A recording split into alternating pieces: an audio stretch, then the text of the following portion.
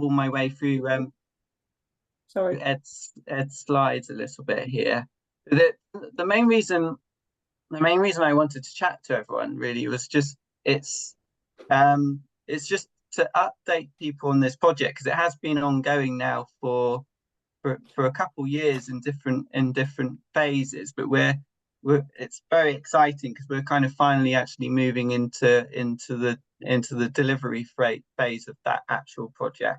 So it's to update you a bit on what we've done, and also talk a little bit about the format and kind of the objectives of the project, because the project itself is actually, it's quite significant. There's the translocation obviously itself, but obviously but in addition to that, there's also quite a large community engagement component to that as well, and there's lots of other kind of different bits and pieces and opportunities.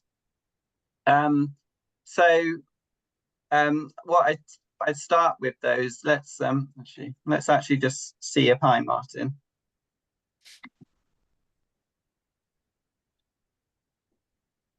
I don't want to dwell too much on the kind of the ecology so much, because there's Tracy's already done some brilliant presentations, and there are presentations on YouTube that kind of go through a little bit more of the historical context and talks about pine martens and their ecology, which I really recommend watching. But just to give a recap, so pine martens are a mustelid. They're one of 7 mustelids that we actually have in this country, and they kind of, so they're in the weasel family. They commonly get confused though with polecats. So I've already had quite a few people emailing me saying that they've seen a pine marten, and it's always turned out to be a polecat. The thing about that distinguishes the pine marten is that they're arboreal species. So actually they've got very long legs there, you can see, which distinguish them more from the ferrety polecat. And they also have this really distinctive cream bib on the front as well, which is really unique to the pine marten, as opposed to the polecat, which has kind of a much flatter face, and it has this classic bandit mask around the muzzle as well.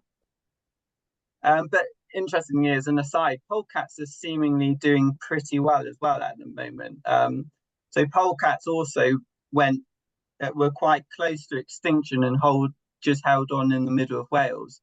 And they kind of, over the last 20-30 years or so, have expanded from Wales into the Midlands of England. But they're anecdotally, I am hearing more and more reports of them in the southwest here as well. So it's worth keeping an eye out for polecats. And if you do have any sightings, actually, the Vincent Wildlife Trust are running a national survey, a monitoring survey for polecats, which you can find online. So there's a survey form there to complete if you do see a polecat. So one of the questions I get asked, there's several questions I get asked as a field officer for this project. One of them is why are we reintroducing pine martens? And my first response to that is always that pine martens are a native species. There's records now of pine marten, kind of fossil records in the south of England going back tens of thousands of years. They've been here for a very, very long time. So they've co-evolved with a lot of the species that we're lucky to share in our Dartmoor woods. So in this example here, you've got the dormouse, the wood warbler, and the pied flycatcher, for example. And there's often some concern when you talk about releasing a predator into these habitats, because there's a perception that when you're adding a predator, it's an accumulative effect. So you're adding more predation to the predation that already exists. And it's quite a complicated story to tell, but actually, so pine martens are mesopredators, which means they basically sit somewhere in the middle of the food chain. They're not an apex predator like the lynx or the wolf. they lie somewhere in the middle. And there's lots of evidence and studies to suggest that actually by increasing the abundance and diversity of these meso predators, this can have almost like a balancing effect on the prey species that are found lower down in the food chain. So this is very, very simplified, but in this example here in a Dartmoor woodland, with a species like the pine marten, what you'd expect maybe some of those more abundant species that are in the ecosystem. So here we've got magpies and grey squirrels. You'd see the numbers of those species declining. So we call pine martens basically opportunistic omnivores. And what that means is they're eating or preying on what is abundant at the time. They're very adaptable animals. They'll adapt to what they've got kind of living in their patch, basically. So if there are lots of squirrels or there are lots of rats or pigeons, they will tend to go for those species. And then sometimes as a result of that, then you can see, because of that kind of controlling effect on the lower part of the food chain, you might see as a consequence of that, some of these rarer species actually in some cases doing better than they are at the moment.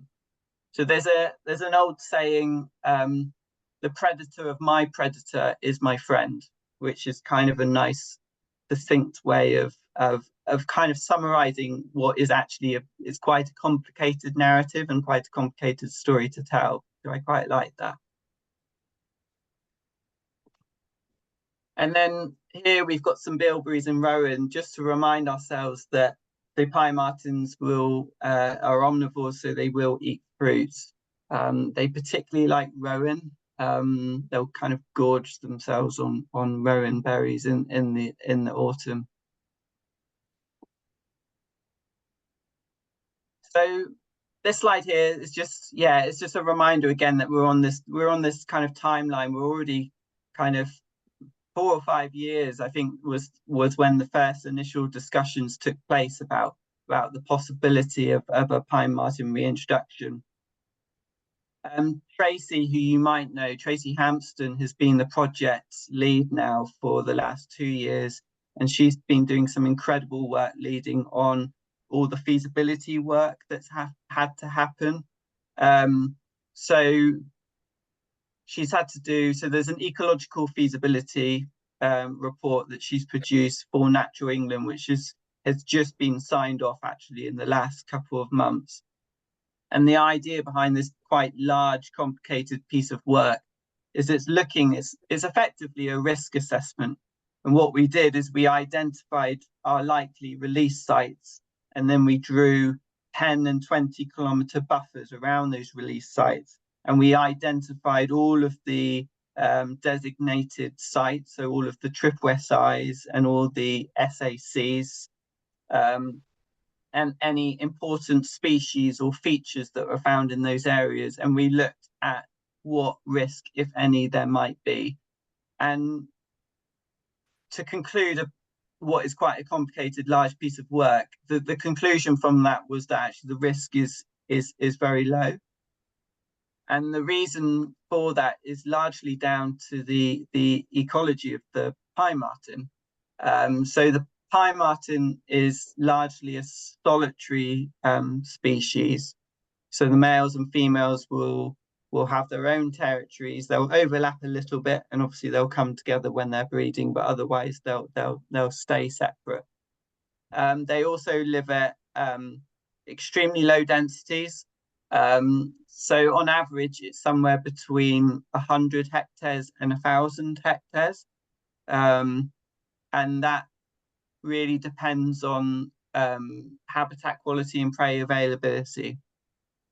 So in good quality deciduous woodland, you'd expect that to be further down the bottom of that, so more like 100 hectares, but it's still pretty big. So yeah, because of that, and because of the fact that they're preying on abundant species, all of those things combined mean that the overall risk of pine martens to these species is low. But that was a piece of work that had to be done. It's signed off by Natural England, There's also a whole host of monitoring work as part of the project that's tied into that as well. So that's one of the reasons why I was up on Trendlebeer the other night looking at nightjars, actually, is so that's a we were asked to do that as a kind of a proxy for ground nesting birds. So yeah. And then there's also, in addition to the ecological feasibility work, there's another set of reports that are looking at disease risk analysis as well. And again, that's all been because of the solitary nature of the animals. That's all kind of classed as low risk as well. So yeah, this slide's just to remind us that, again, one of the reasons why we're doing this, and the fundamental reason we're doing this is because the pine marten is a critically endangered species. So we have something in the order of 3,700 individuals now in the UK, and 90+% of those individuals will be in Scotland. Oh yeah, I should just specify that's critically endangered in England and Wales. So in Scotland, there is now a recovering population. So actually, it's good timing. If we look at these maps here, we'll see that kind of going back hundreds of years, pine martens were actually one of the most abundant carnivores. So I think they were the second most abundant carnivore in the whole of the UK, and distributed quite widely across the whole of the UK. And then as a result of kind of persecution for fur, and then more recently by kind of game keepers and also woodland clearance, pine martens unfortunately have become extinct across most of the country, but they just hung on kind of in those northern parts of Scotland, really, where it's quite wild. And then what we found is in the 80s, when you had the Wildlife and Countryside Act came into play, that eased the pressure on the pine marten population, and as a result of that, there was some natural recovery into the southern parts of Scotland, which is what we're seeing here, and that's still continuing to this day. These blobs further down here, though, so we've got Mid Wales and the Forest of Teign. So these are two translocation projects that have happened already, and so this project here is part of it's a national strategy for the recovery of pine martens. And this report here, which you can find online, and it's worth a read. They effectively modelled the whole of the UK, and they were looking at things like prey availability, habitat suitability, risks to the potential pine marten populations. And they highlighted three areas that were suitable for pine marten relocation. So the first of those was in Mid Wales, and that translocation actually it happened in 2015. So that population now is doing really well, and you can see already actually the population has dispersed quite widely from around the middle of the Wales all the way up to the northern coast there. More recently, in 2019, there was also a translocation to the Forest of Dean. And we're just starting to see already that those two populations are already starting to merge for the first time. And the plan is with this south-west release is that eventually the martens will join up with the Forest of Dean populations, and then we'll effectively have a single block across the whole of Wales and England. So I'll just quickly talk about some of the things we've done, and then some of the things that are kind of coming up, and some of the things that you could potentially get involved in. So we've already done a lot of surveying already. So as part of kind of the feasibility report that Tracy was leading on, we had to do things like looking at habitat suitability, and it's kind of primarily, it's quite basic woodland assessments for the most part. So looking at kind of denning potential and also food potential as well. So looking for the signs of voles in particular is really important, because actually voles form up to kind of 40–50% of the pine marten's diet pretty much through the year. So they're especially important. So we'll be doing that into the future as well. Just continue with that sort of survey work. Like I said, we've also been doing some other monitoring. So we're monitoring nightjars. I've also set up a grey squirrel monitoring program as well. So obviously, there's some interesting studies from Ireland and Scotland that seemingly show a decline in the activity of grey squirrels when the presence of pine martens increases. And we've seen that now in several studies in different places, but we still don't really have enough information to inform us of the mechanisms that are behind that. So we were asked by Natural England as part of this project to set up a monitoring program. And the way we've done that is we put out 80 cameras across 8 woodlands at a set density. So we had 1 camera per hectare, and that was baited with peanuts and maize. And we basically left those cameras in the woods for about 4 days, and then we came back, and now we've got cameras full of tens of thousands of images that have yet to be processed or analysed. But it's quite a simple methodology. The idea is that you basically work out an index that counts the number of squirrels that you're seeing per camera per day. And the idea is it's kind of as scientific as we can get it. It allows us to compare the activity of squirrels in different woodlands, and also it will allow us to compare the activity in the future. So the idea is this will become a longitudinal study. It's something that we'll repeat in the future. In addition to that wider ecological surveying, we'll be surveying the pine martens themselves. So at the top here, you can see one of the collars that the pine martens will be wearing. So the male pine martens, which are considerably bigger than the females, will be wearing a GPS, and all of the pine martens will be wearing VHF components, which will allow us to radio track and follow the pine martens as they disperse. So that will allow us to basically to determine where those first territories are being established.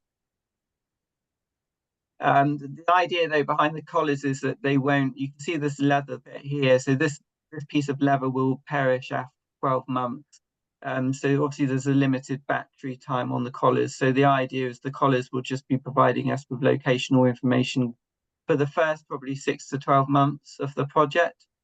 After that point, we'll be reliant on people's observations and the use of trail cameras. So one thing we will be doing is we'll be doing a camera loan scheme, and that's one of the opportunities. Actually, we're looking for people who might be willing to coordinate our camera scheme. So we haven't quite worked out the logistics yet. It might work something similar to maybe like the Greater Horseshoe Bat project, where they loaned out SM4 bat recorders, for example. But yeah, so if anyone's particularly interested in that aspect of the project, that's definitely something we could do with some help with. This slide here shows two men smelling poo.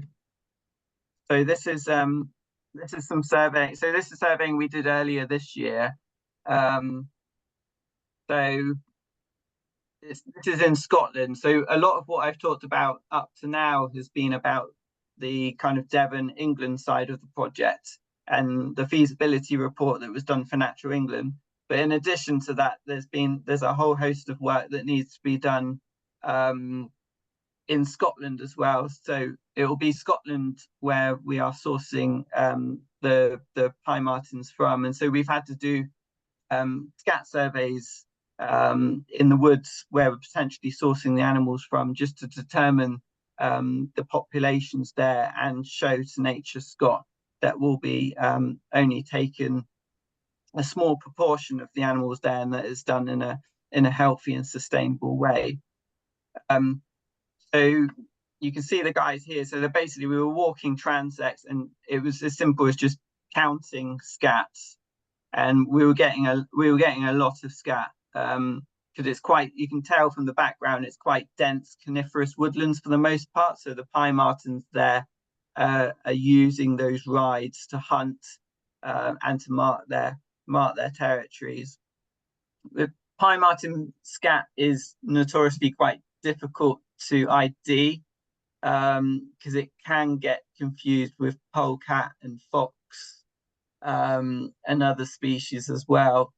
It does have a sweet smell. It's compared to the violet sweets, which I wasn't quite getting, but it's definitely got a sweet smell to it. So as opposed to the polecat, so the polecat, I think they think the name for the polecat potentially derived from it initially being called, or previously being called, the foul cat, because they're the stinky ones, whereas the pine marten is has been known as the sweet mart, or the sweet marten, and that's because of the smell of the scat, basically.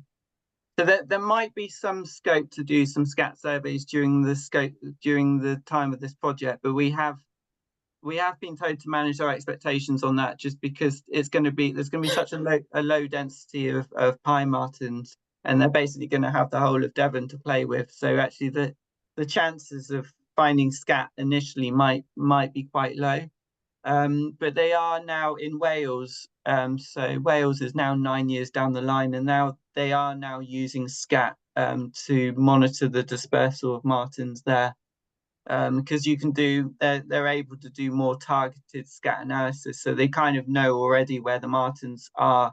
So then they'll do scat analysis maybe in some of the areas surrounding those places. This is just, so one aspect of my role as the field officer is mitigation. So the ecological feasibility report highlighted that overall the risk is low to species, but there is the risk to rare species that are using artificial structures. So that includes bat roosts, and also species that are using boxes, so bird boxes and dormouse boxes in particular. The good thing is, though, fortunately, these things can be mitigated very, very simply. So Vincent Wildlife Trust have been leading on just putting in place mitigation on some of our key bat roosts in and around Dartmoor. And that's as simple as it's just putting these kind of slippery surfaces around the entrance to the buildings. It's basically just to stop the animal, from the pine marten, from being able to climb in.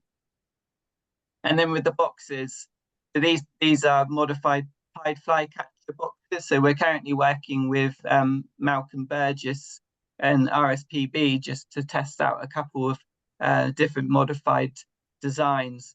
And one of them here, you can see, is as simple as just basically getting a piece of wood and just popping it on the front, because it just extends the length of the entrance hole enough that the pine marten can't reach in. And then the other important feature on the boxes is just making sure, and this is kind of good practice anyway, is just making sure that your boxes are tied down, and so that the lid can't be lifted up. But just to say on this, though, the idea with this isn't for every single box to be modified. This is just targeted mitigation, really, for for rare species such as the pied flycatcher. Another part of my role as the field officer is really working working with landowners and other stakeholders in the area. And that's another reason why I was reaching out to you, just in case you know of people that you feel would warrant a site visit or a conversation. That's taking up most of my time at the moment, is just trying to get out basically on the ground and meet as many people as possible, just to do what I'm doing now, really let people know that the project is happening, and that I'm kind of in post and will be here for 3 years to support people. And so far it's been pretty good. I think for the most part it's just reassuring people and kind of just educating them and kind of letting them know that if they do need any support with things like protecting birds, that's all things that we can help them with. And then finally, a final aspect of my job is supporting habitat management and creation, because one of the really exciting things about these species roles are that you just get to meet so many people, and you get to, I'm already meeting so many landowners, and more often than not, when you're having those initial conversations with people about pine martens, you get invited to walk across people's land, and then they start asking you questions about, well, what would the pine marten like to see, or how can we improve our woodlands to make them more pine marten ready. And so there's this scope to it's almost facilitate or link people up, and I'm really keen to kind of link people up with different bits of funding and to different groups. We're looking at doing training as well, and different workshops, and there will be an element of some habitat works as well. So we'll probably be doing some targeted tree planting and hedge laying and other things as well, to support kind of the connectivity of those woodlands in and around the release site. And then in addition to that, there's this whole world of things that's happening in terms of engaging community. So for the project, we've got 2 field officers, myself for Dartmoor and Ali North for Exmoor, and then we've also got a separate engagement officer for each of the moors as well. And I think that's really exciting, because I previously worked, before I took this job on, I was previously working as the Beaver Field Officer in East Devon, where we just had 1 field officer. And unfortunately, when you're doing a lot of the landowner work, it can be so time consuming, and often it's these great kind of community projects that don't happen. And so it's really lovely that we have an engagement officer, and he's called Marten.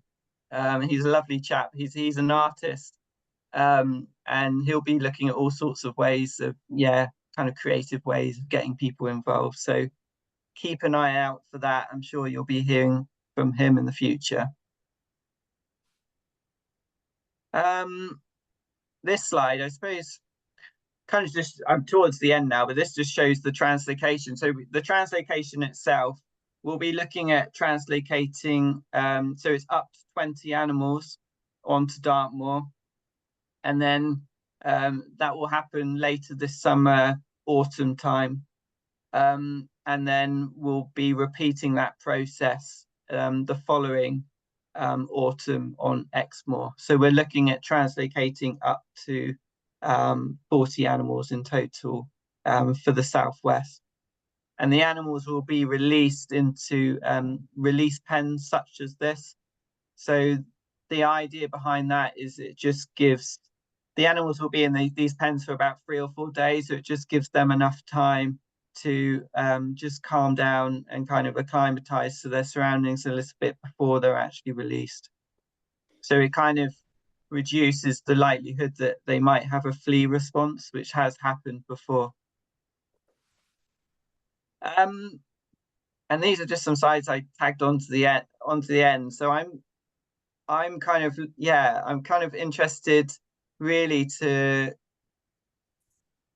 ask you whether you have any kind of key contacts, or if you know anybody on your patches that I should contact, that they'd be very gratefully received. And it might not necessarily be people you know now, but you might have conversations with people in the future. And if the conversation about pine martens comes up and they want to know more information, it's just useful for you to have seen my face and know that you can refer them to me, and that I can then kind of either visit them or provide them with more information. And then finally, in terms of kind of further volunteer opportunities, there's, as I've kind of said already, there's loads of stuff coming up. So what I'd like to do, if people are interested in maybe getting involved in the project further, is get in touch with me directly, and then we'd have to get you signed up as DWT volunteers, just to ensure that you're kind of covered by our insurance.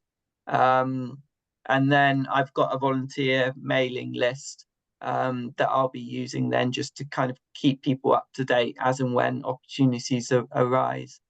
But if anyone is interested, then do drop me a line, and then maybe we can have an individual conversation, because it'll be useful for me to actually know what people's particular skill sets are and interests as well, because actually there's so many things here.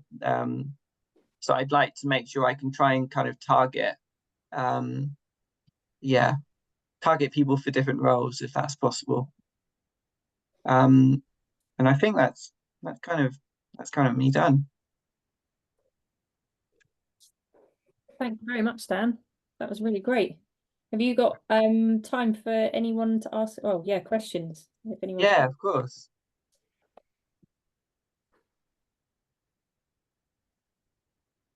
Daniel, it's okay, I assume, to disseminate this type of information, what you've been talking about, through interested groups. Yeah, no, please do. Yeah, this is, I think that's the point. So I'm kind of, because I'm just trying to get to reach out to as many people as I can. I haven't got a huge amount of time pre-release, and I just want as many people to know about it as possible. So I have been. Okay, thanks. Yeah. The other thing is to mention is I have been in touch with the parishes as well. So the parish councils across kind of this part of Dartmoor will all should be aware now as well. So I'm kind of, yeah. Yeah, well, I mean, I've contacted you as well via the council, actually. Oh, yeah. Fantastic. Daniel, I'd love a visit if you can spare the time. I've got 14 hectares of woodland, and it stretches a mile down one of the tributaries of the Teign. Okay. When we're just outside Dartmoor National Park, but I don't think the pine martens know much about the boundaries, do they? No. I think that'll be fine. Yeah, no, that would be great. So shall I email you on pine martens at Devon Wildlife Trust? Yeah, or you can, if you put D Brown, so my name's Daniel Brown, in front of at devonwildlifetrust.org, that's my direct email address. So not D. Brown, just D Brown. Just D Brown. Yeah. Okay. Lovely. Thank you.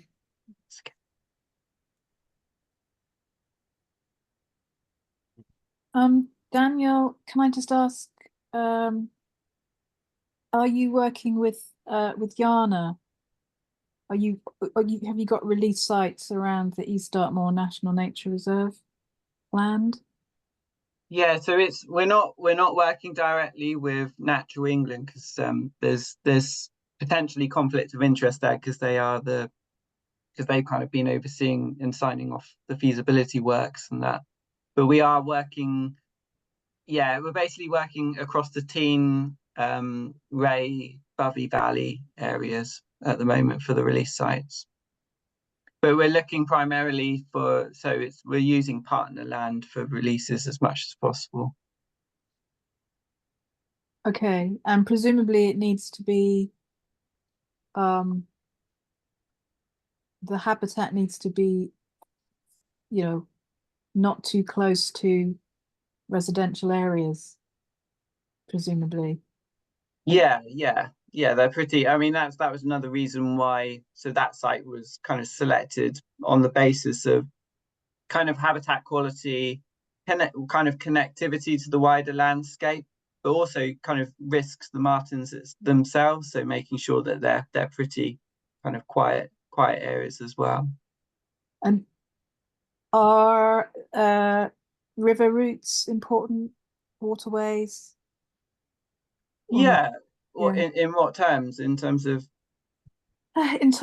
kind of land that land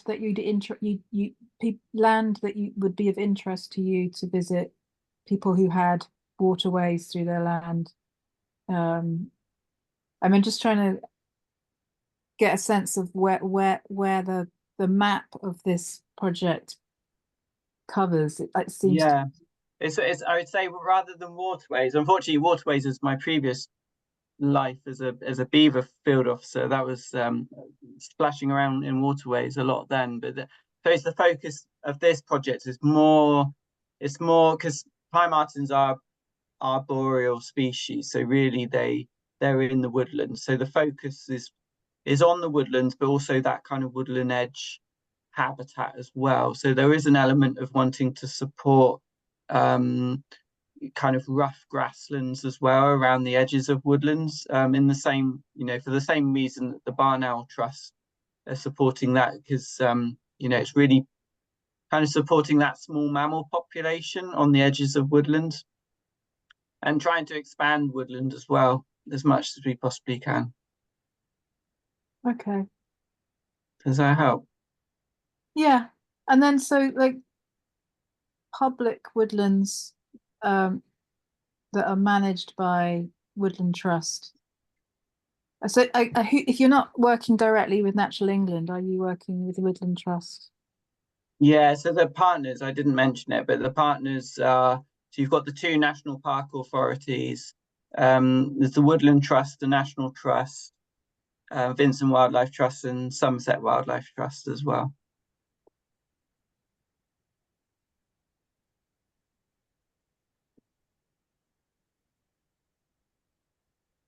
So, for example, Dave Rickwood, who manages a lot of the Dartmoor woodlands, he's been a fantastic kind of support on the project in terms of helping with those Dartmoor woods.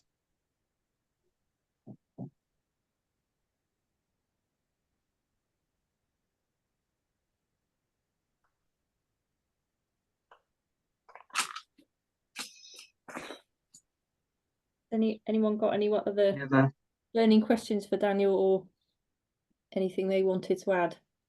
I don't think so at that stage. There's lots to think about. We're full of ideas. We just need to sort of like chew them over and probably just email Daniel when we've thought a bit more. But really keen to support, really keen to offer, whatever time and services we can.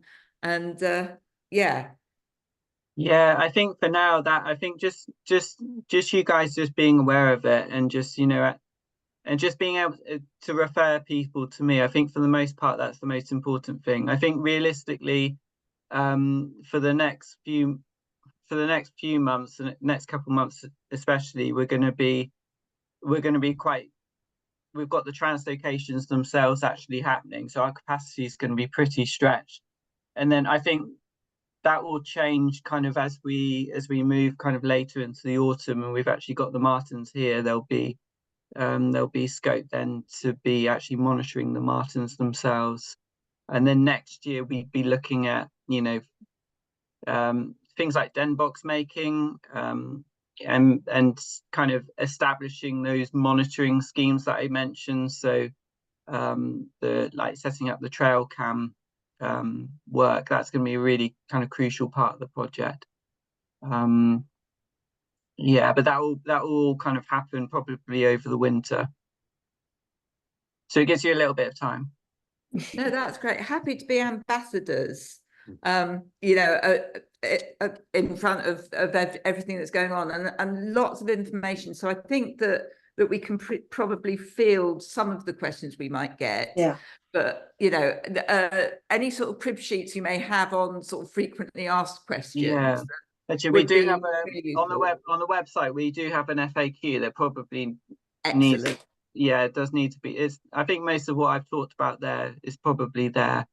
Yeah. I think that the key questions that come up is the why, and it's that role of the predator, really. It's kind of getting across that that kind of balancing effect that they can have, really. Yeah, I agree. Yes. Yeah, that's brilliant. With the community engagement, is it really about getting communities' awareness raised and support, or is there other objectives around community engagement?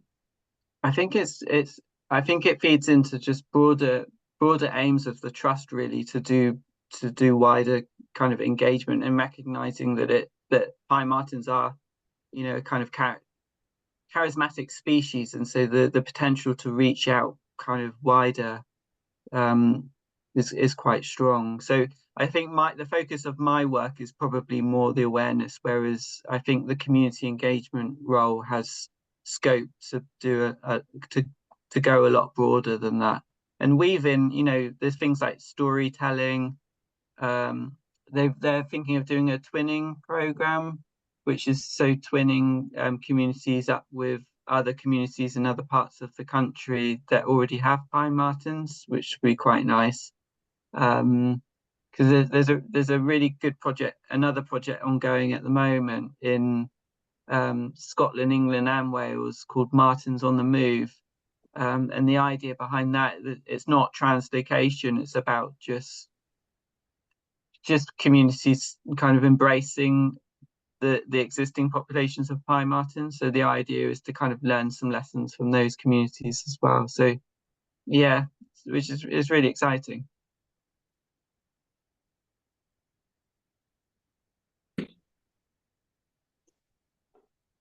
Daniel, which Martin is it who's going to be your engagement officer? No, that's really embarrassing. I can't remember his surname, actually. I can have a look. I just think he was at school with my son, so I was just interested.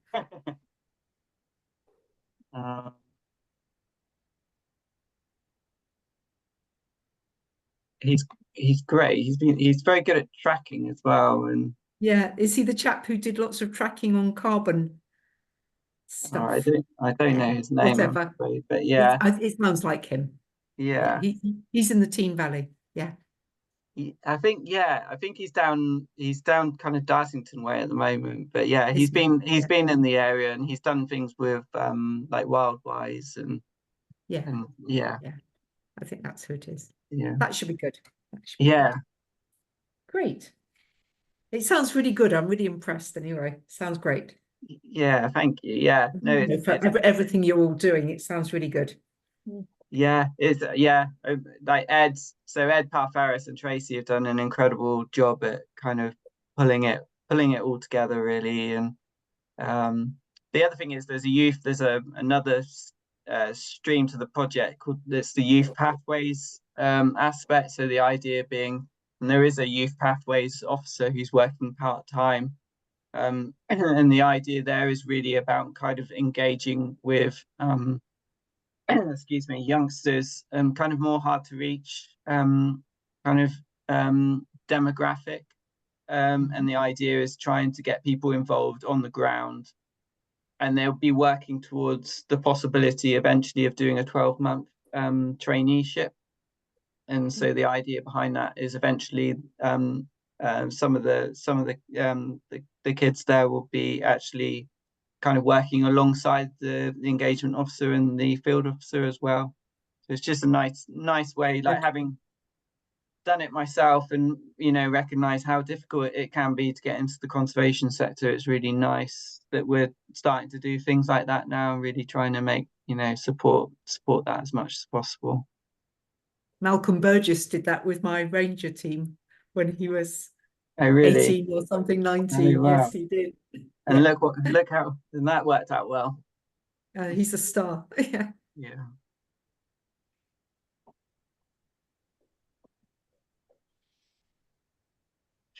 Great. I guess we probably should sign off, shouldn't we? I guess, if everyone's out of questions and happy with that. Thank you very much, Daniel. Sorry. But I'm always around, like if you've for either a call or like feel free to share my I think I've got all of your emails now, haven't I? But You sent them all through. yeah, if I can send you my email and my phone number, and you're more than welcome to call at any point. It's a 3-year project now, so we've got some time. There's going to be some really exciting stuff happening over that whole period. So that's brilliant. That's brilliant. Thank you so much. Thank you so much. Thank you, brilliant, thank you. You're welcome. All right, thanks everyone. Can I just ask one question before you finish, Dan? Yeah. Which I guess is almost an obvious one, but there's a lot of pheasant shoots and other rough shoots around here. What has the response been there? Because I'm sure it might be quite different from one place to another. Well, to be honest, actually, I'd quite like to talk to you about that. If you know of any shoots in particular, that would be very welcome. So we're engaging. I'm not sure I'm very good at it, but there we go. Because up to now, I've met with Pete Rich, the Dartmoor Ranger. I've been trying to meet strategic people in the area to get key contacts, and that would include shoots. And up to now, there's only been 1 or 2 that I've been informed of. So we're working with the BASC, which is the British Association of Shooting and Conservation, and also we've kind of reached out to the Game and Wildlife Conservation Trust as well. So we're working with those. I think I've got a meeting with BASC in a week or 2. So we'll be kind of looking at basically how our advice, whether that's in line with what BASC are advising their shoots already. And to be honest, it's mainly about kind of predator proofing pens. And for the most part, we're anticipating that those pens will already they'll have to be predator proofed against foxes and polecats and other predators anyway. But it's just it's just meeting people and making sure they're doing that.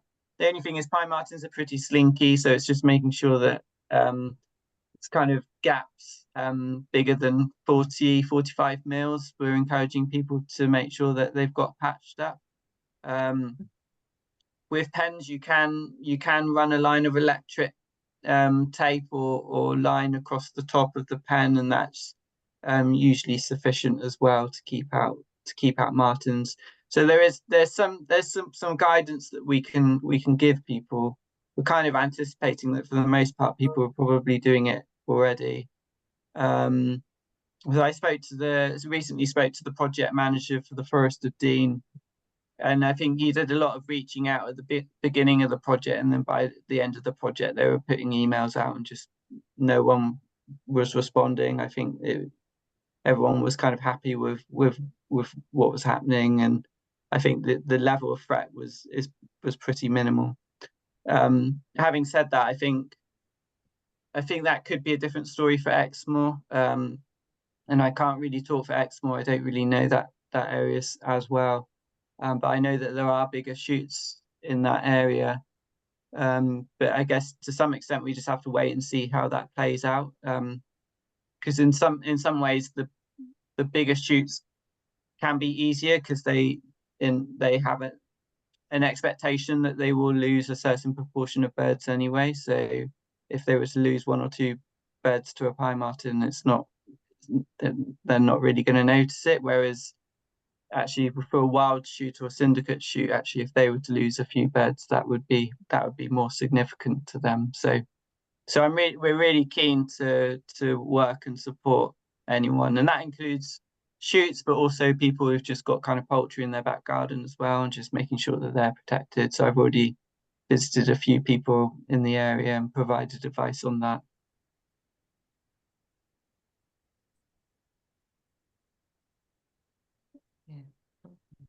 Okay. Thank you. Okay.